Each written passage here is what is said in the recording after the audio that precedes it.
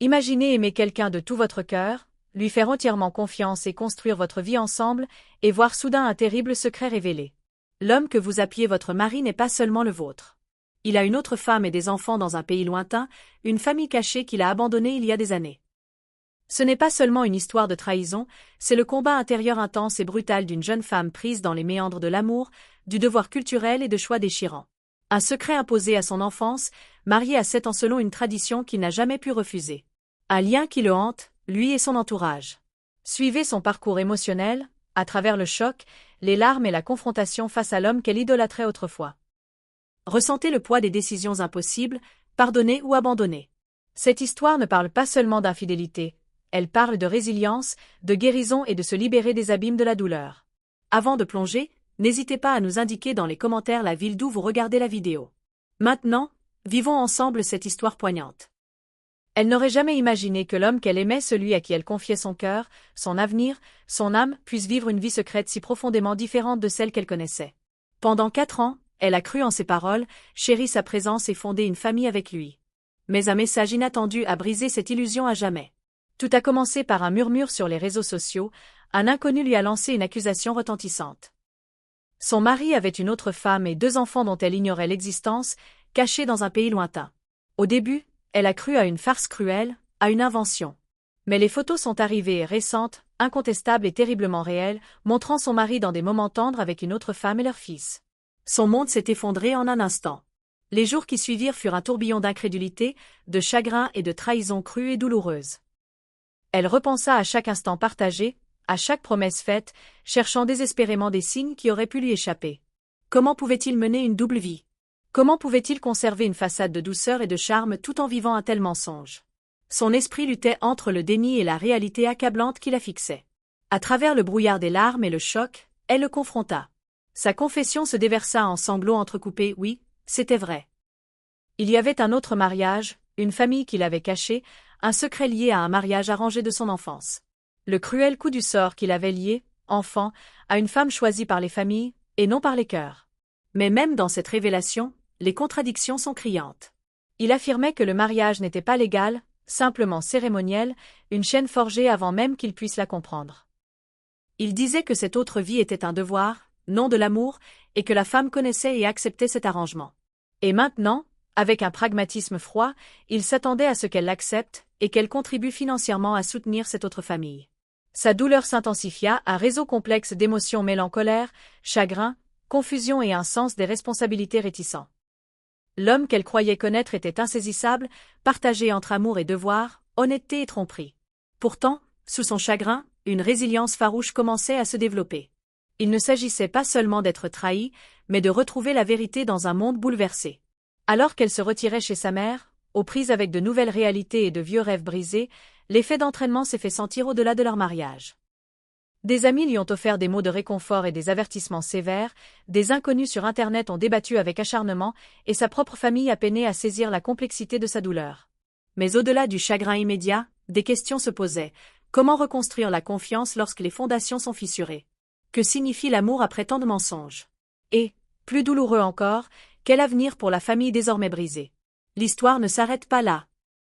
Nous explorerons ensuite les liens culturels et familiaux qui unissent son mari, un passé façonné par la tradition, le sacrifice et de dures réalités au-delà de l'amour. Nous rencontrerons l'autre femme, leurs enfants, et explorerons les racines complexes d'un mariage forcé par le devoir, et non par le désir. Restez avec nous pendant que nous dévoilons le prochain chapitre de cette saga émotionnelle, où chaque vérité découverte apporte de nouveaux défis et chaque décision porte le poids des cœurs entrelacés. Quand la vérité jaillit enfin de ses lèvres tremblantes, ce fut comme entendre une blessure s'ouvrir davantage, une confession empreinte de chagrin, de regret et des liens emmêlés d'un passé auquel aucun d'eux ne pouvait complètement échapper. Il parla d'un mariage commencé bien avant leur rencontre, un mariage arrangé alors qu'il n'était qu'un enfant, à seulement 7 ans, forgé non par l'amour, mais par le devoir familial et une tradition ancestrale. Il tenta d'expliquer le poids insurmontable qu'il avait porté toute sa vie, un lien scellé par des promesses faites par d'autres, bien avant qu'il ne comprenne vraiment ce que signifiait le mariage. L'épouse de son pays natal n'était ni une personne qu'il avait choisie ni aimée. C'était une union imposée pour des raisons indépendantes de sa volonté, un lien cérémoniel destiné à unir les familles, et non les cœurs. Mais c'est là que résidait la contradiction la plus profonde. Bien qu'il ait affirmé que ce mariage n'avait jamais été légal, mais simplement symbolique, il avait donné naissance à de vraies vies. 2 garçons, ses fils, et une femme qui, selon lui, connaissait son autre vie, soutenait la situation. Cet arrangement semblait un équilibre fragile entre obligation et désir, un secret précaire qui séparait 2 mondes tout en les unissant. Tandis qu'il parlait, on voyait l'homme lutter entre honnêteté et instinct de survie, un homme hanté par un passé qu'il n'avait jamais choisi, mais responsable de la douleur qu'il avait causée. Son regard reflétait un mélange de remords sincères et de peur, le remords d'avoir trompé la femme qu'il aimait, et la peur de perdre tout ce qu'ils avaient construit.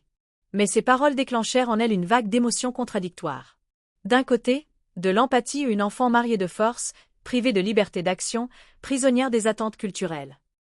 De l'autre, un profond sentiment de trahison et de colère, le mari en qui elle avait confiance avait caché cette double vie, s'attendait à ce qu'elle en paie le prix, en amour et en argent. Autour d'eux, les voix périphériques commencèrent à s'amplifier. Sa mère, apaisante mais prudente, la mettait en garde contre les conséquences juridiques et les blessures émotionnelles. Son ami le plus proche se demandait si le pardon était possible lorsque la confiance était si profondément brisée. Pendant ce temps, des fragments de son pays natal s'immisçaient dans l'histoire, des parents éloignés et des anciens de la communauté dont les opinions, ancrées dans la tradition, pesaient lourdement sur ses décisions. L'intensité de ces conflits a mis en lumière le profond fossé culturel qui les séparait et le choc des idéaux occidentaux de libre choix individuel et des coutumes rigides et contraignantes du mariage arrangé et du devoir familial dans son pays natal. Il s'agissait de plus qu'une trahison personnelle, c'était la collision de 2 vies façonnées par des valeurs et des histoires profondément différentes. Prise dans cette tempête, elle se débattait avec sa compréhension croissante de sa douleur et de sa propre dévastation. Était-il une victime ou un complice volontaire de cette tromperie? L'amour pouvait-il survivre lorsqu'il reposait sur des fondations cachées et des loyautés forcées? Alors que leur conversation s'orientait vers l'avenir, les enjeux s'accrurent. Il déclara son intention de rompre tout lien avec l'autre femme et sa famille, tout en lui demandant de supporter le fardeau financier pour éviter que leur arrangement ne dégénère en chaos. Un pragmatisme cruel qui réduisait l'amour à de froides transactions et obligations. Dans son cœur, la bataille faisait rage. Entre l'empathie pour un homme prisonnier de la culture et des circonstances, et le désir ardent d'honnêteté, de respect et de vérité au sein de son propre mariage. L'éclat de l'amour, autrefois si brillant, vacillait avec incertitude face aux ombres de la trahison et du devoir. Mais son histoire était loin d'être terminée. Alors que ce chapitre se termine, nous la laissons à la croisée des chemins entre pardon et autonomisation. Quel chemin choisira-t-elle? Et quel en sera le prix? Nous explorons ensuite les couches complexes des attentes culturelles et de la réalité juridique, explorant comment ces forces façonnent le passé de son mari et l'avenir de la famille, mettant à nu les défis de la réconciliation entre 2 mondes déchirés par les secrets. Restez avec nous alors que la saga émotionnelle continue de se dérouler, où chaque réponse mène à des questions plus profondes et chaque choix façonne un fragile espoir de guérison. Dans le sanctuaire silencieux de la maison de sa mère, loin de la vie brisée qu'elle avait connue autrefois, elle menait la plus douloureuse des batailles non pas contre quelqu'un d'autre, mais au plus profond de son cœur et de son esprit. La vérité avait brisé son monde, mais les éclats se dévoilaient désormais devant elle, la forçant à un jugement qu'elle n'aurait jamais imaginé. Chaque nuit était une tempête d'émotions. Des vagues de trahison la submergeaient, la cuisant avec la cruauté de la tromperie. L'homme qu'elle aimait, le père de son enfant, l'homme qui lui avait promis l'éternité, cachait un secret si lourd qu'il menaçait de noyer toute leur famille. L'innocence de leurs premières années ensemble, les rires partagés, les rêves tissés, tout cela lui semblait désormais comme de fragiles mensonges. Mais derrière la fureur et le chagrin initiaux se cachait un trouble profond et complexe. Comment concilier l'image du mari doux et dévoué qu'elle connaissait avec celle d'un homme capable d'une telle tromperie? Était-il vraiment victime des circonstances, lié par une promesse d'enfance, ou avait-il choisi cette duplicité depuis le début? Les lignes se brouillèrent tandis que son esprit cherchait désespérément des réponses qui semblaient à la fois révélatrices et évasives. Ses journées étaient comme un pendule oscillant entre désespoir et espoir hésitant. Elle s'interrogeait sur sa propre valeur, n'était-elle pas suffisante? Avait-elle été naïve de lui faire une confiance aussi totale? Et pourtant, l'amour qu'elle éprouvait pour lui, pour leur fils, la liait à l'espoir douloureux que le pardon et une voie à suivre étaient peut-être possibles. Dans ces moments les plus sombres, elle n'était pas seule. Sa mère, pilier de force tranquille, se tenait à ses côtés, lui prodiguant des paroles réconfortantes teintées d'une sagesse inébranlable, l'exhortant à se protéger, mais lui rappelant aussi le pouvoir qu'elle détenait sur son avenir. Ses amis les plus proches devinrent un refuge, une caisse de résonance pour ses larmes, ses peurs et ses peurs masquées par la colère. Ils la défièrent également, se demandant si la réconciliation était vraiment dans son intérêt ou si elle risquait de lui causer davantage de dommages. Le mari lui-même oscillait entre remords et désespoir, ses messages implorant la compréhension, promettant un changement, promettant de couper tout lien avec l'autre famille si seulement elle restait. Pourtant, le fardeau financier qu'il lui imposait menaçait d'anéantir tout espoir naissant. L'argent envoyé à une famille qu'elle n'avait jamais rencontrée, pour une union à laquelle elle n'avait jamais consenti, devenait le symbole du prix du silence, un prix qu'elle n'était pas sûre d'être prête à payer. Au milieu de ce tourbillon émotionnel, une ombre planait, leur fils. L'enfant innocent pris entre deux mondes, deux familles, deux réalités. Comment cette vérité fracturée allait-elle façonner son avenir? Comprendrait-il en grandissant? Des frères et sœurs qu'il n'avait jamais connus deviendraient-ils des étrangers ou des parents? Ces questions la hantaient, nourrissant son désir de ne pas laisser la douleur définir l'héritage de leur famille. Alors qu'elle se débattait avec ces contradictions accablantes, quelque chose commença à s'éveiller en elle, une détermination farouche, non seulement à survivre, mais aussi à retrouver sa dignité, sa voix et le récit de sa propre vie. Une croissance naquit dans le terreau du chagrin, une lente et douloureuse floraison vers l'acceptation, l'autonomisation et la clarté. Mais le chemin à parcourir était incertain, semé d'embûches juridiques, de complexité culturelle et de champs de mines émotionnelles. L'amour pouvait-il perdurer au-delà de la trahison? Y avait-il un moyen de rétablir la confiance et de forger une nouvelle vérité familiale qui honore toutes ces parties brisées? Dans le prochain chapitre, nous explorerons les points de vue de ceux qui les entourent, les voix divergentes de la communauté, les experts juridiques qui interviennent en droit du mariage et de l'immigration, et les conseils psychologiques recherchés en période de chagrin. Ensemble, ces forces extérieures éclaireront les décisions difficiles à prendre lorsque la douleur privée devient un combat public. Restez avec nous pendant que ce voyage poignant se déroule, où chaque choix a des conséquences, chaque secret a du poids et chaque instant est chargé d'espoir de guérison au-delà de la douleur. Alors que son histoire se répandait au-delà de ses murs, les réactions affluèrent de toutes parts, amis, familles, inconnus en ligne et même juristes, chacun apportant sa voix au dédale d'émotions et de réalités auxquelles elle était confrontée. La réaction de la communauté ne se limita pas à la sympathie, ce fut une avalanche de jugements, de conseils et de débats acharnés, reflétant la nature multiforme des relations polygames et du choc des cultures. De nombreuses voix se sont fait l'écho de mises en garde sévères. Elle avait été trompée non seulement en amour, mais aussi en droit. Des termes comme escroquerie et bigamie ont surgi, soulignant que le voile du secret s'étendait bien au-delà de la trahison affective et risquait de compromettre le droit pénal et le droit de l'immigration. Certains l'ont exhorté à intenter une action en justice immédiate, soulignant qu'épouser une personne déjà mariée, même si le précédent mariage avait été arrangé il y a des décennies, pouvait porter atteinte à ses droits, invalider le mariage et affecter son avenir et celui de son enfant dans ce pays. La menace de perdre son statut de résident ou de faire face à des complications en matière d'immigration est devenue une dure réalité. Mais d'autres ont mis en garde contre les nuances. Ils ont souligné la complexité culturelle. Les mariages arrangés, en particulier ceux contractés entre enfants, se situent souvent dans des zones d'ombre juridiques, surtout lorsqu'ils sont transposés dans les cadres juridiques occidentaux. Les anciens de la communauté, les chefs religieux et les traditions culturelles pèsent lourdement sur les décisions des familles vivant encore en partie dans la société du pays d'origine du mari. La définition même du mariage, du devoir et de l'amour semble fragmentée sous ces angles contradictoires. Le fardeau émotionnel des femmes prises dans ces réseaux polygames a été mis au jour. Nombre d'entre elles ont partagé des histoires de solitude, de jalousie et d'angoisse mentale similaires aux siennes, un stress qui pesait comme un poids, poussant parfois les femmes à l'isolement ou à la dépression. Une amie lui a parlé d'une cousine prise au piège d'une situation similaire, luttant pour trouver la paix tout en jonglant avec les exigences de plusieurs foyers, les attentes sociales et la douleur d'une loyauté partagée. Grâce à cela, sa mère est devenue son point d'ancrage, cherchant sans relâche des avocats spécialisés en droit de la famille, contactant des défenseurs qui comprenaient les liens entre l'immigration, le droit de la famille et les traditions culturelles. Elles ont rencontré des thérapeutes spécialisés dans le rétablissement après des traumatismes liés à des trahisons complexes, des experts qui l'ont encouragée à reprendre le contrôle de sa vie, même si le doute la submergeait. La communauté du mari, restée au pays, a envoyé des signaux contradictoires. Certains étaient sur la défensive, d'autres indifférents, d'autres encore réprouvaient discrètement. Son ex-femme aurait accepté l'arrangement par résignation, par nécessité de survie ou par obligation culturelle, ajoutant une ambiguïté morale à l'histoire. Cela a soulevé des questions troublantes. S'agissait-il d'un partenariat de convenance ou d'une collusion? Et quel impact cela aurait-il eu sur l'avenir des enfants et les relations entre les familles? En elle, la guerre émotionnelle faisait rage, de la morsure de l'exposition publique aux souffrances privées. Les menaces juridiques accentuaient la peur de perdre son mariage, la stabilité de son enfant et sa propre identité. Pourtant, les conseils reçus lui redonnaient aussi de la force. Elle apprit que la loi pouvait être un bouclier, un outil pour lutter contre la fraude et défendre ses droits. Elle entrevoyait des lueurs d'espoir dans un avenir où la vérité, et non le silence, pourrait régner.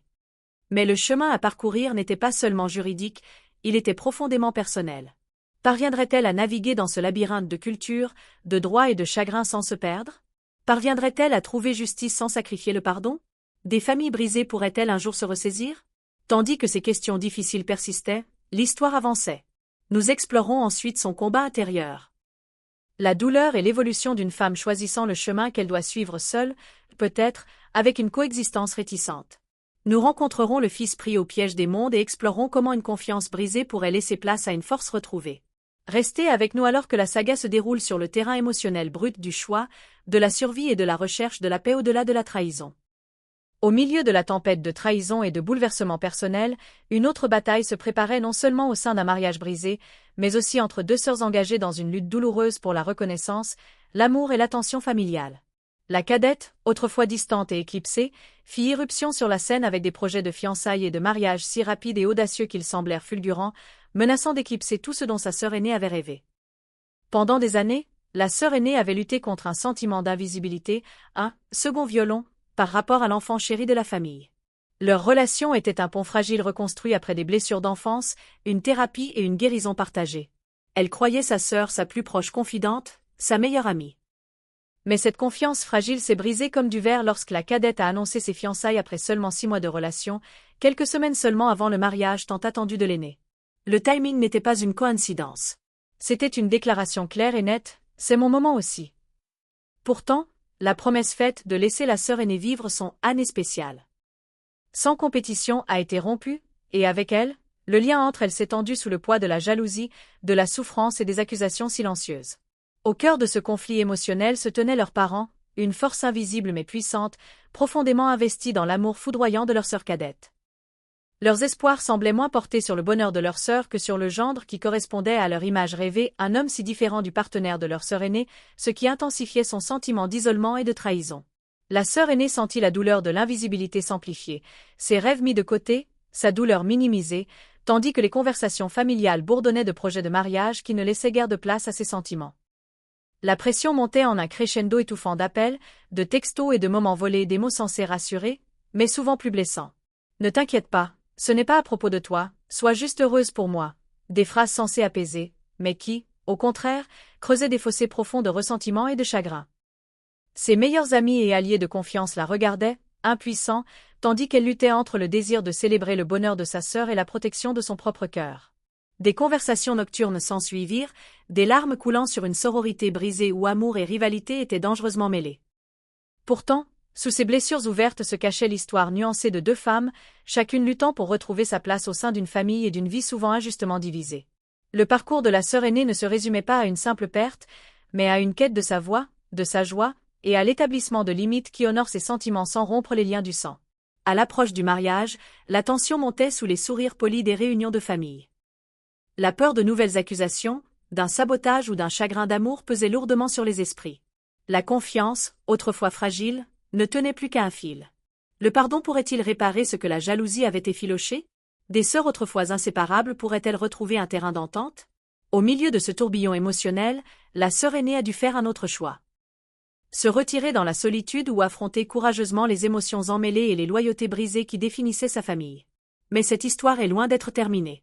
Nous reviendrons ensuite au cœur de la famille, explorant la guérison et l'espoir qui naissent de l'acceptation de vérités douloureuses et la possibilité de reconstruire non seulement un mariage, mais aussi une famille brisée par les secrets et la rivalité. Nous verrons comment résilience et amour s'entremêlent dans la quête de paix et d'appartenance. Restez avec nous alors que nous continuons cette saga profondément personnelle et poignante, où chaque relation est mise à l'épreuve, chaque lien remis en question et chaque cœur a la chance de guérir. Après la tempête de trahison, de confusion et de chagrin, un nouveau chapitre s'ouvre, non pas marqué par la dévastation, mais par la fragile lueur d'espoir et le chemin ardu vers la guérison. Dans ces moments de calme, loin du chaos, elle commence à se reconstruire petit à petit, apprenant que la guérison n'est pas linéaire, mais un acte courageux de foi en l'avenir. Son parcours n'est pas solitaire. Elle est entourée de piliers essentiels. Sa mère, inébranlable et constante, demeure un pilier de réconfort et de force, lui rappelant qu'elle n'est pas définie par ses choix. Ses amis proches interviennent non seulement comme compagnons, mais aussi comme fervents défenseurs de son bien-être, l'encourageant à prioriser ses propres besoins et ceux de son fils. Les séances de thérapie deviennent un espace sacré, où les larmes coulent à flot, où le mélange chaotique de colère, de chagrin et de confusion trouve un accompagnement bienveillant. C'est là qu'elle affronte les aspects les plus aigus de sa douleur, reconstitue une confiance brisée et commence à cultiver une estime de soi émoussée par des années de déception. Chaque pas en avant est durement gagné, jalonné d'échecs et de progrès, mais toujours vers l'autonomisation. Dans ce processus, la présence de son fils est à la fois déchirante et apaisante. Elle réfléchit à l'héritage qu'elle souhaite lui laisser. Un héritage non pas de trahison ni de famille divisée, mais de résilience, d'honnêteté et d'amour inébranlable. L'idée d'établir une relation entre son fils et ses demi-frères et sœurs, malgré la douleur, reflète une profonde capacité de pardon et l'espoir que leur vie puisse être entrelacée de bienveillance plutôt que de conflit. Pendant ce temps, le mari s'efface, ses promesses de changement étant désormais mises en balance avec la réalité. La décision de soutenir financièrement l'autre famille, autrefois acceptée à contre-cœur, devient le symbole d'une responsabilité complexe plutôt que d'une trahison. Elle négocie des limites autour de cette nécessité, reprenant le contrôle là où elle le peut, malgré des circonstances largement indépendantes de sa volonté. Son histoire se propage au-delà des frontières et touche son entourage. Ses amis partagent leurs propres récits de survie et de développement, tissant une toile de force collective. Sa mère défend discrètement ses droits, explorant les voies juridiques lorsque l'espoir seul ne suffit plus. Des cicatrices émotionnelles subsistent, mais elles sont atténuées par la certitude que la guérison est possible. Alors qu'elle se reconstruit, elle retrouve une nouvelle clarté.